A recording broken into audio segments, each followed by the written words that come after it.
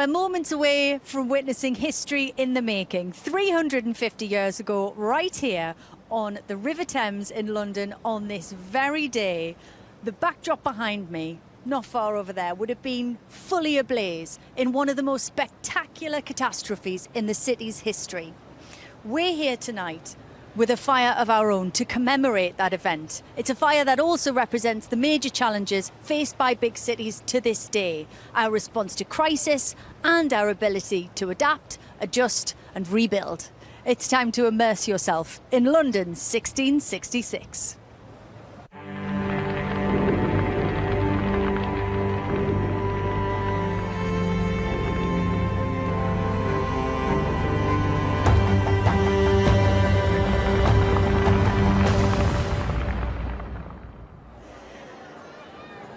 Hello and welcome to our live stream of London 1666. I'm Lauren Laverne and tonight I'm delighted to present to you a contemporary perspective on the Great Fire of London. I'll be guiding you through this once-in-a-lifetime collaboration between creator of large-scale arts projects Artichoke and the burn artist David Best, famous for his involvement in the Burning Man festivals. The magnificent structure behind me is a representation of the skyline during the Great Fire of London, and you can see right now it is just being ignited in a dramatic retelling of the events of September 1666. This marks a moment that saw London devastated, only to rise from the ashes and evolve into the resilient city that it is today. So tonight I'm going to be speaking to some of the people behind the build, as well as exploring the historical and artistic context around this unique project. No matter where you are or what you're watching on, you can join in on social media by using the hashtag London's Burning. Tell us about your favourite moments, your reaction to the burn, and how you're marking this iconic anniversary if you are. We will select some of the best messages to display on screen throughout the programme. So now it's time to get a closer look at the build itself and see what's happening out across the river.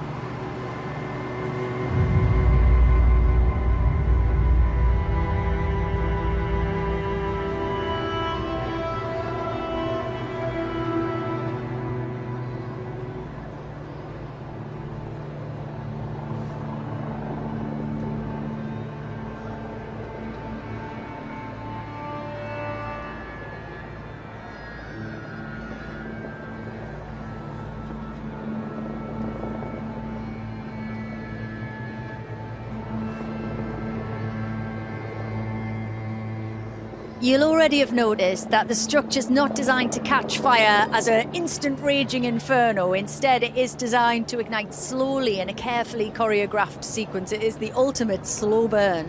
While the flames begin to grow, I'm going to take the opportunity to speak to some special guests to give us a bit more insight into the project. I'm joined by the Artistic Director of the Royal Academy of Arts, Tim Marlowe. Hello, Tim. How are you? Very good. I keep turning. It's unbelievable. I know. Well, do. I mean, like, take a look at it, obviously.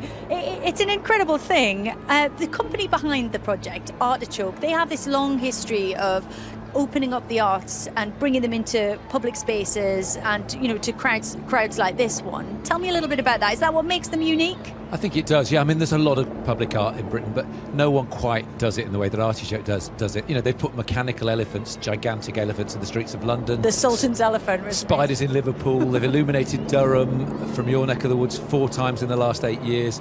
They made a temple in Derry, London Derry, where both sides of the community came together and kind of shared memories and a sense of loss, and then this thing was burnt. And they really do know how to take art into the broadest possible arena. Okay. I mean, have you witnessed any arts projects quite like this one in your career so far? Something that represents a landmark in British history and something that is, I mean, it's momentary, it's on fire, it's going to be gone. I've seen a shed blown up in the name of art. I've seen fireworks. I've seen artists bury themselves. I've seen the traces of an artist shooting himself in the hand or nailing himself to a car. But actually, I've never seen anyone collaborate with so many people in such an extraordinarily and exciting way to make a commemorative replica of a skyline 350 years ago and then set fire to it. I mean, this is spectacle and then some. I mean, David Best is the artist behind this. Can you tell me a bit about him, a bit about his work? You mentioned the project in Derry, London Derry, which was his. He should be a lot better known. I mean, I think there's something slightly hippie-ish, West Coast about him. You know, he paints sculpts, he's made all sorts of odd things with cars and found objects, but he's a burn artist. And so much of what he does is experiential, and it only lives on in the memory of those who've seen it, and of course in their digital records, in their photographs.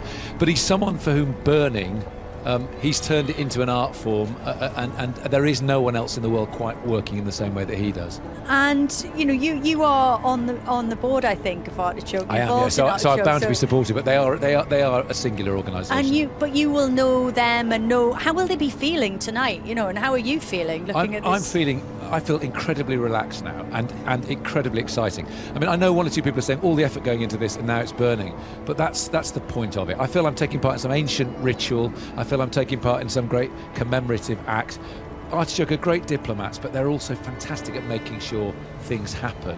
And here it is happening. It's sublime in that. I feel like some part of my kind of Viking DNA is just responding to exactly, and perhaps our even older DNA. Kind of the most ancient, the rediscovery of fire. Thank you, Tim. Time now to take a look at how this project came about through a unique collaboration between creative arts company Artichoke and renowned burn artist David Best.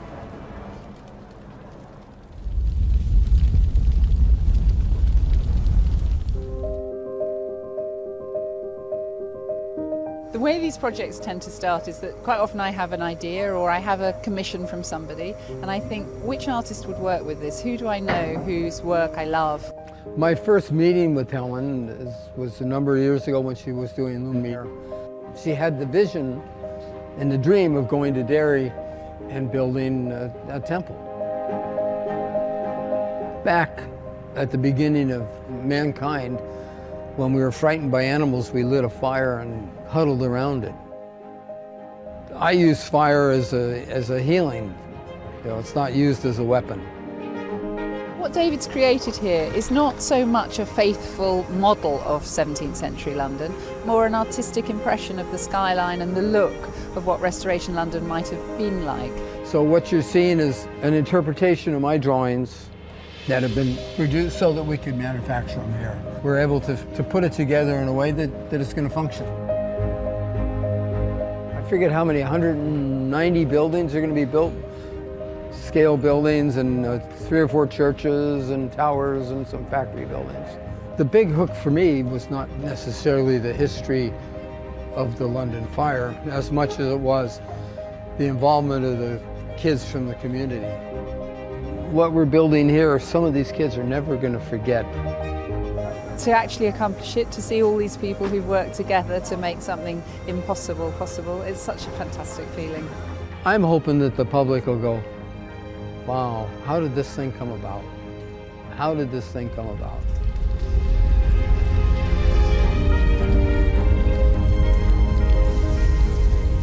So there you go. We've seen the light bulb moments that brought this huge undertaking together, and I'm joined by Helen Marriage, who you just saw in the film there. She is the director of Artichoke and the main person behind this incredible work of art. I mean, hello, congratulations. How do you feel? Not quite over yet.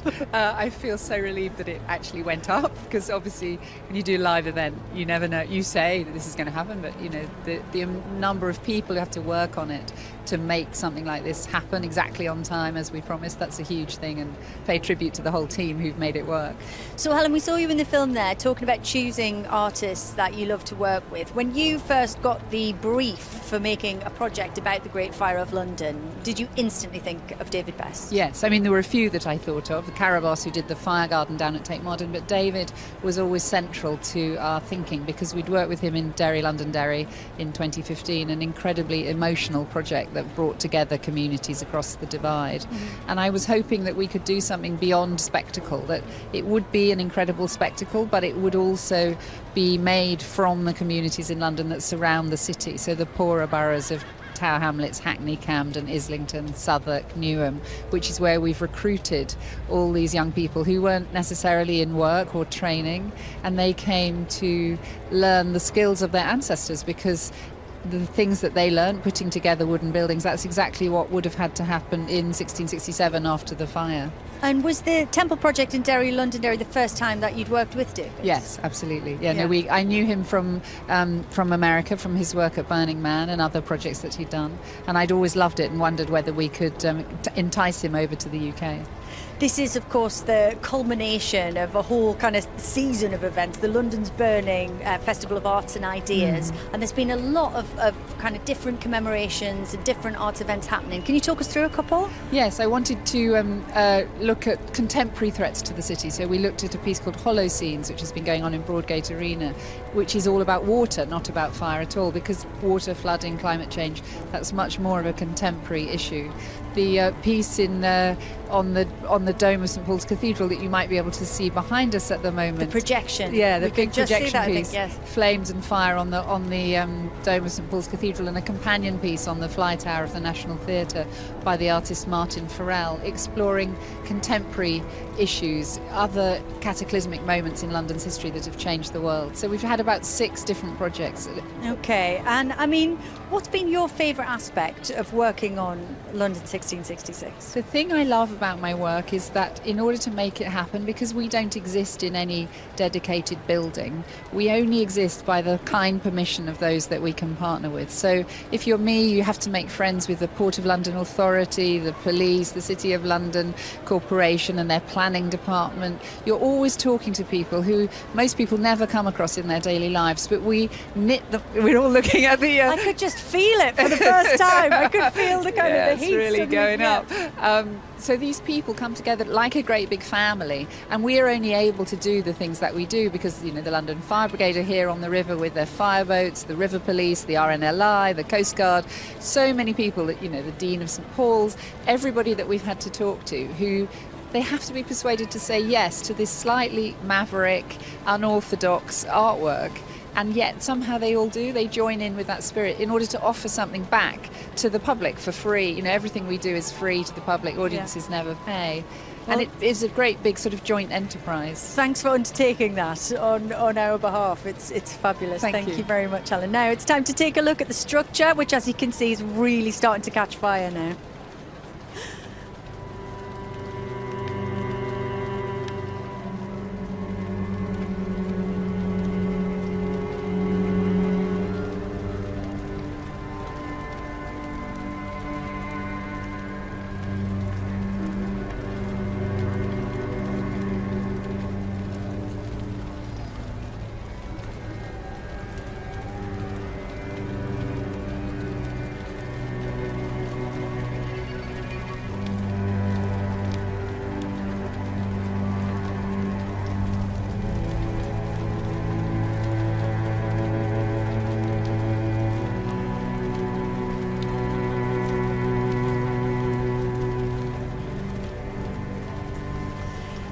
If you just joined us, I'm Lauren Laverne, and we are live streaming this landmark arts and history project commemorating the 350th anniversary of the Great Fire of London. Keep your messages coming in. If you want to speak to us, you can use the hashtag London's Burning, and we'll display some of our favourites during this live stream. Making such an enormous structure to set ablaze in the centre of London is no easy feat. It's taken months of planning and involved some complex problem solving and dedicated individuals to pull it off, including a team of 8 professional carpenters, 325 tonnes of granite and 2 50-foot barges. Take a look at this.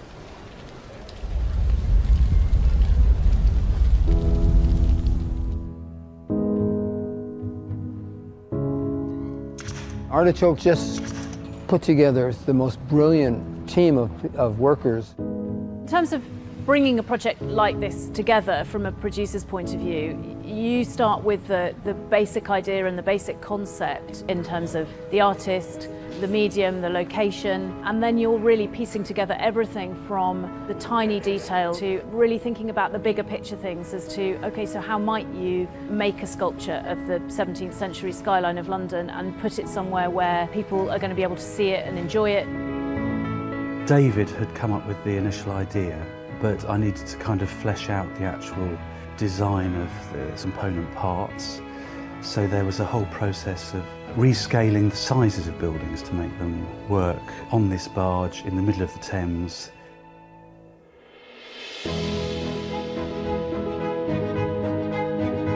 So it was a really wonderful interpretation of my work. You know, they were able to put it together in a way that it's going to function. My role is to try and get all the logistics in place to enable the team to work and build the structure according to David Best's designs. I'm Ben and I'm one of the carpenters on London 1666. In building these houses, I have been responsible for siting them onto the boats and building the final project. My name's Ryan and I'm a metal fabricator. We've been welding the cleats to the deck of the boat here so that they can fit the wooden frames to it, which the houses will eventually sit on. My name is Michael. I work as a labourer. The purpose of shoveling the gravel on this vessel is to prevent the steel that's on this vessel from warping. Watching the sculpture assemble has been somewhat inspiring. Man, I'm building this thing, and the best part of this thing is, you know, you get to light it on fire. So we're obviously condensing what was 3 or 4 days of the original fire into a 30 to 40 minute narrative. But we're trying to just give a sense of how the fire spread across the city and how the large structures survived the longest, but then they dramatically came down at the end of the fire.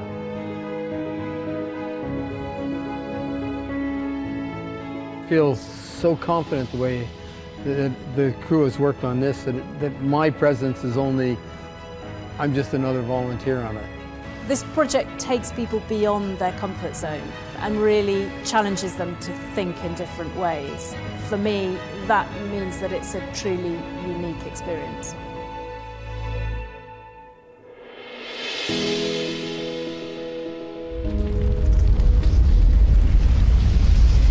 As we saw there, we've had some truly dedicated individuals involved in this project, and I'm lucky enough to talk to 2 of them now. I'm joined by Gary, one of the carpenters, and Michael, one of the labourers who've been working hard to complete the structures and get them finished in time for today. Guys, how does it feel? Apart from we can literally feel the waves of heat. I mean, what is it like to see and, you know, feel this project catch light and be here? Yeah, it's pretty amazing at the moment. I mean, I can't believe how it's just gone up like that. Like, wow, it's just amazing. It's great to watch. I mean, have either of you ever worked on anything like this before? Is this a first? Never worked on anything like this before. It's a once in a lifetime, and it's been a thoroughly enjoyable experience from start to finish now, watching this as well. Yeah, it's really awesome. Gary, you've been involved with the carpentry since the beginning of the project, I think. Is that right? I mean, tell me a little bit about that, the construction process. How's that been? Basically, I got asked to come in and help with the construction of the whole process, and I got told that we was involved with some young Londoners that were going to get involved with no experience, etc. And yeah, I couldn't wait to get involved in the whole experience, so it's great. I've really enjoyed it. Oh, Michael, what about you? When did you come on board? How long have you been part of this, and how's it been for you? I've been on board with this project for a total of a week, and it's been nothing short of excitement and exuberant, and it's an honor, actually. And what's your role been? What have you been, your main responsibilities been in the time? My role was a labourer, and part of my job is to make sure that the vessel doesn't burn. Well, exactly. Tell me about that, because that is quite important. I mean, that's Yes, it is. It's achieved with the gravel, right? That's where that comes Yes, in. that's correct. That's correct. The whole idea of the gravel is so that the vessel, as you could see, so that it doesn't warp, and also it prevents the vessel from catching on fire also. So, yeah. And obviously, I mean, this building something and creating something and then setting fire to it. I mean, was that something that was new to you, that you were up for? Was that, because I guess in some ways it's counterintuitive, you know, especially in carpentry, you build these beautiful things and then you're going to burn it. We know you were excited. We heard that in the film. That's correct. Yeah. Yeah, I mean, it's just one of the things that when you get the initial layout and you see the plan, you look at it and you go, wow, this is huge. I mean, we're talking 120 metres long. There's 200 buildings on there. And we was told that we've got to try and educate these young Londoners how to build all this. Use the tools, use the equipment, assemble the houses, and to get that result now and watch it burn, I think it's great. I think these guys can take a lot from it. You know what I mean? Like these youngsters, they can take a lot from this.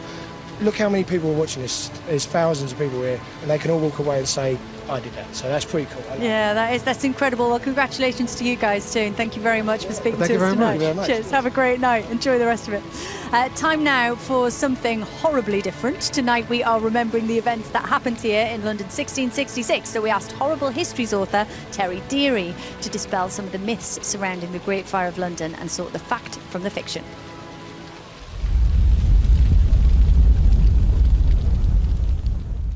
My lords, ladies and peasants, I'm Terry Deary, author of Horrible Histories. I've been researching the Great Fire of London, and I've uncovered some amazing myths about the fire itself. Of course, I wanted to know how the fire spread so quickly and was so devastating. My teacher explained. The houses in London at the time were covered in thatch. So one spark would send the whole building up in flames and very quickly spread. Sorry, sir, not quite true. Back in 1212, there'd been a huge fire and thatch had been banned in London. The real reason it spread so quickly was in Pudding Lane there were warehouses packed with oil and tar and rope and even brandy. They were an explosive combination. Plus, there was a strong east wind which spread it, and the fire started at night when people were asleep and slow to react.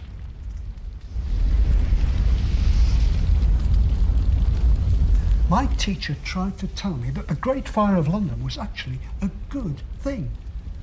The plague had been raging through London, and the Great Fire put an end to it once and for all. Sorry, sir, not true. The plague was already on the wane, and the plague covered a much wider area than the fire ever did. Another myth.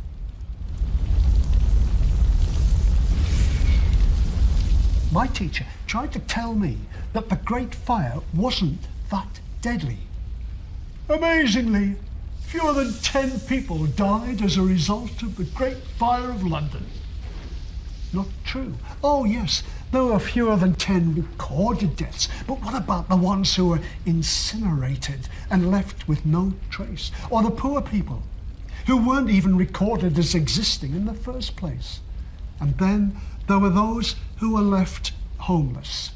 They were put up in temporary accommodation up in places like Moorfields, where they tried to survive a harsh winter, but many died of cold or hunger or disease. They were the real victims of the Great Fire of London. So there we have it, my amazing myths about the Great Fire of London. You see, sir, you are mostly wrong. A little snapshot there into some of the history and mystery surrounding the Great Fire of London. Now, to talk to us a little bit more about life in London in 1666, I'm joined by Professor Kate Williams and author of 1666, Plague, War and Hellfire, Rebecca Riddell. Welcome, both of you. Hi. Kate, take me back to London 1666. What was happening at the time? Well, London 1666 is this huge city, 500,000 people, nearly 500,000 people, and it's on the brink of modernity. So on one hand, you have Charles II, restored 6 years ago. He's opened the city, he's opened the theatres to foreign travel, to foreign visitors, and then you've got the old London. You've got the plague that's ravaged it only a year before, and there's also paranoia and resentment. We're at war with France, we're at war with Holland, and what's vital is that the city is it's the core of London, the beating heart, and particularly in political terms, it's the Republican core. That's where the most anti-monarchy feeling is felt. So you don't want to get on the bad side of them if you're the king. Okay, right. I mean, there are a few different accounts, aren't there, Rebecca, about the cause of the fire. What do you think it was? What do we know best?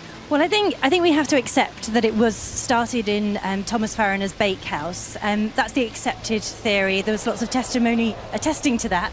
But actually, shortly after the fire and during the fire as well, there were lots of rumours and conspiracies that it might have been started by the Dutch or the French. There was also a watchmaker that claimed to have started the fire himself, which was impossible because he was away from the city at the time.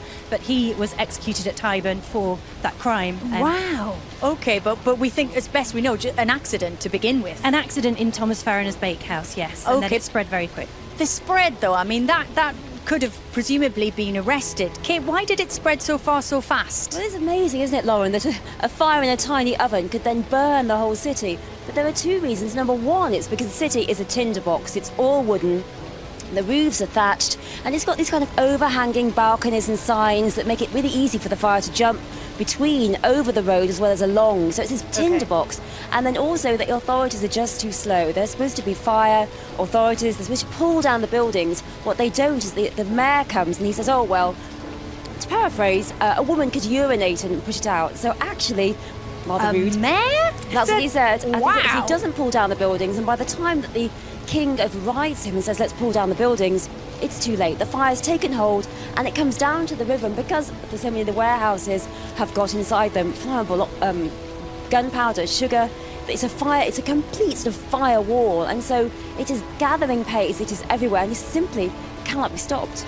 I mean, what about 1666 as a year, Rebecca? Is this a kind of crucial turning point in British history? Why did you decide to write a whole book about it? Well, it's a really interesting turning point in British history, well, English history and then British history as a whole. But I think the key message is that we actually managed to rebuild quite quickly afterwards. And I think it's a message of hope rather than despair. Okay. I think we can see in the background there we've got some of our fire boats, which they're not putting the fire out, if you're watching at home and you're wondering. They're misting the fire, which is, as the granddaughter of a coal miner, my dad has all these kind of terms for different things that you could do with fires. He would talk about blazing fires. They're misting the fire. Not putting out. It's a little bit more specific than that. You can see behind me that the representation of 17th century London is fully ablaze, with some of the buildings destroyed by the heat of the fire. Let's take another look.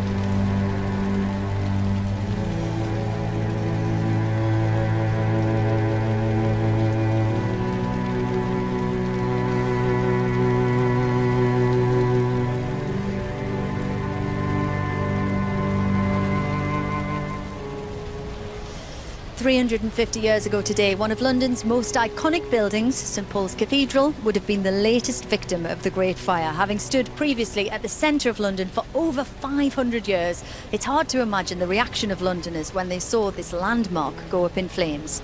As you can see, artist Martin Farrell is projecting flames onto the dome of St Paul's tonight as part of the anniversary commemoration of the fire. We asked historian Susanna Lipscomb to investigate this building's involvement in the Great Fire.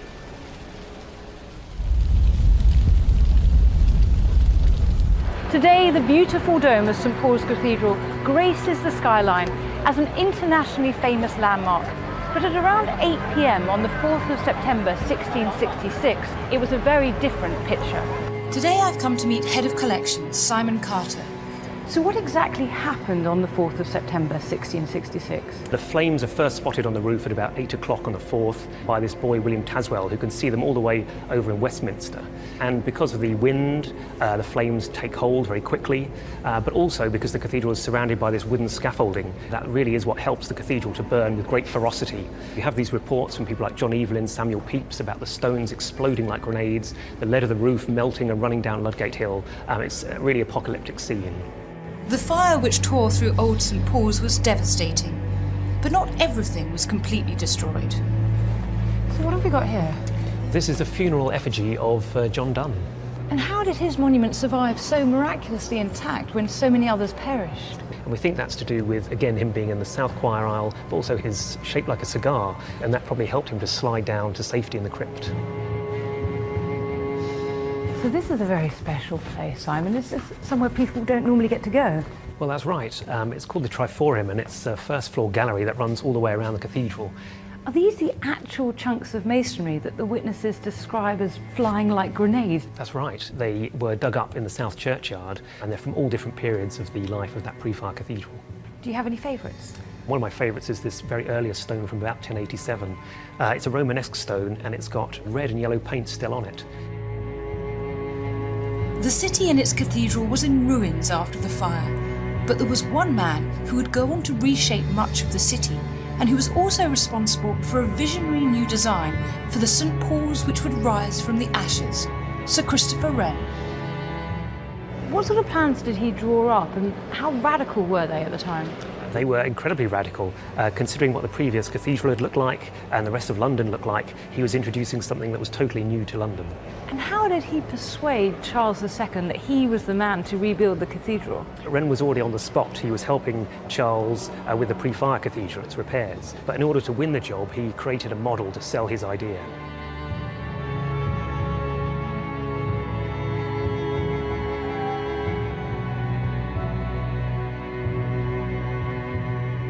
From Gothic spires to its iconic dome, in times of war and peace, and as a constant place of worship, St Paul's Cathedral remains at the heart of London's ever-changing skyline.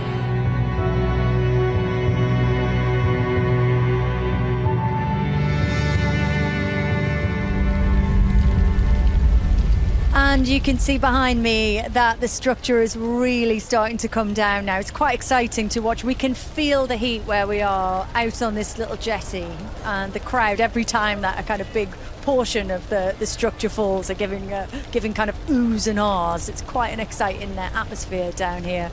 So we heard there about Christopher Wren's design of the new St Paul's Cathedral that we see here today.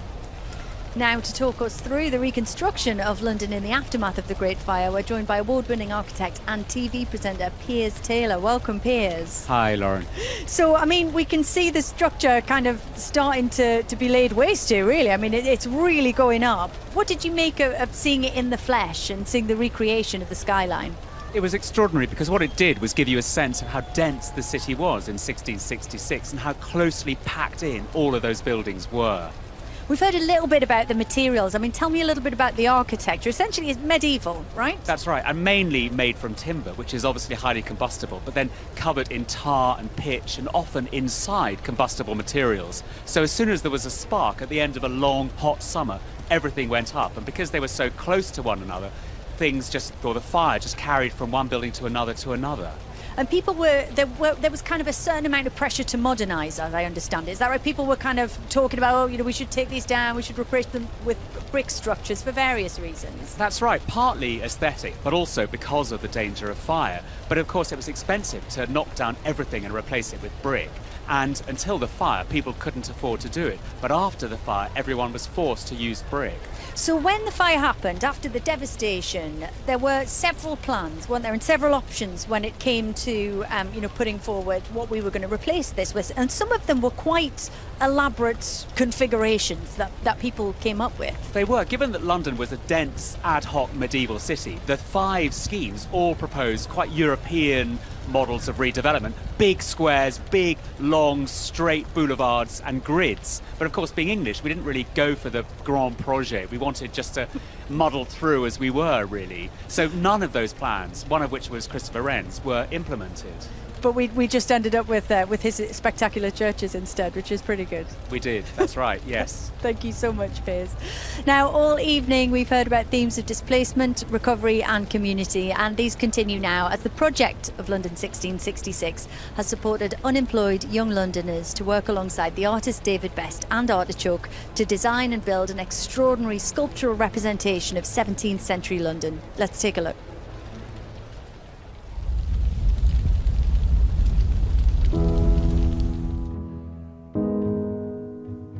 It's really exciting being part of like something so huge. I feel quite honoured, to be honest. Well, we're going to build a project that I don't even know who you are, but we're working together as a team. It was an actual shock, like, wow, is this actually what we're doing now?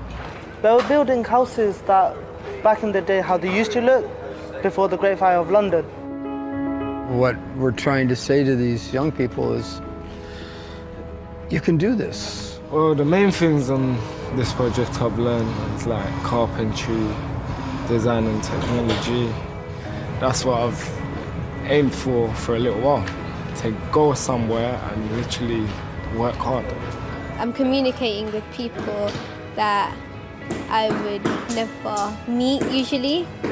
So now it's kind of inspired me to do more construction work. It makes me feel like I could do like anything, to be honest. When you're thinking and you're just like, I done that, like it just makes you really, really happy. I don't know, it makes me really proud of myself.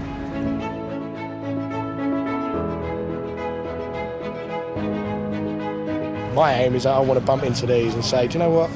You did that. You helped everyone else do that. You helped me do that. And that's the main thing from this project I want to see as a result. To be able to do something like this, it's not a chance you really get that often. You know? Afterwards, what we always hope is that that legacy continues on, that the young people who've been part of this project are going to be offered apprenticeships and traineeships, that beyond the memory of the event itself, there are real opportunities for people to take part in. As a direct cause of being offered this placement, in the end of it, I got a job out of it. So I was like, well, I came here for work experience and I managed to pull a job out of this. I'm really happy about that. It's made me more motivated to kind of go somewhere else and influence others as well, into doing carpentry and woodwork. 350 years ago, we helped Londoners, and we should be doing the same thing now for all people.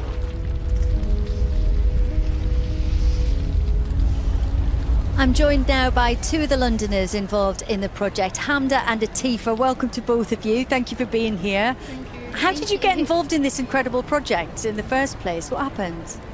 Well, we are signed up with an agency that provides us with like part-time work and like work experience as well for like holidays and just like when you're in school as well. And they kind of sent us an email and we just set up a meeting from then on, and yeah. It happened quite quickly, as I understand it. Yeah, it did. I mean, Atifa, was this something new to you? Were you already handy with power tools? Was this, you know, something that kind of thought, oh yeah, this is the kind of thing I do? Or was it completely new? It was completely new. I had no idea how to use any of the tools. Like, when I heard about this project, I wasn't really sure. I didn't know it was about actually building these sculptures and stuff. I thought it was all about paper and everything. But then I found out, but it was really good. And how has it been? I mean, a good experience, but, you know, overall, what are the memories that you'll take away and the skills that you've learned? Just the people we've met and like the skills we've gained from it and like the jobs that we've been doing every day, and yeah. The team working skills as well. So I normally prefer working independently, but in this project it taught me that to achieve the desired goal of building the entire sculpture, we all need to work together, otherwise it can't be done. And how has it been going through that together and then, you know, sitting here and watching it burn together? What about that part of the experience? It's really inspiring and emotional at the same time. It is, yeah. Yeah, like, oh sorry. What do you think? It's amazing. Yeah. Like, I think because we've been working together and we're like in a tent most of the time, you don't imagine it to like, you don't really see your work being watched by people and like actually out there till you're here, and like the turnout as well has been amazing. Huge crowd who are now spontaneously, by the way, singing London's Burning in a round on the riverbank, which is incredible. Thank you so much, guys. Plus it drew people together, like regardless of their age, gender, sexuality, colour, whatever. Like, there's no hatred or discrimination for this one amazing moment. That's great. Thank you so much, guys. That's perfect. Thank you. You can see behind me now that the fireboats are in position and ready to extinguish the blaze, including the historic vessel, the Massey Shore. So we're going to have one last look at the blaze before they put it out.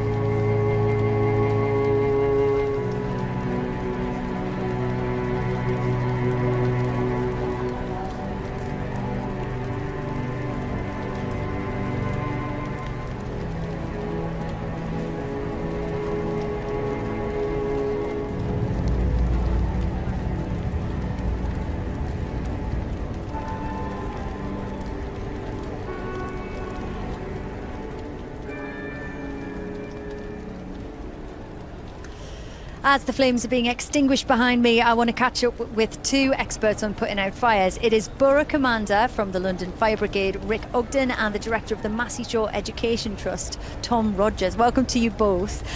Rick, the London Fire Brigade has been a big part of organising this fantastic event tonight. I mean, how long was that process? How long does getting something like this together take, from your perspective?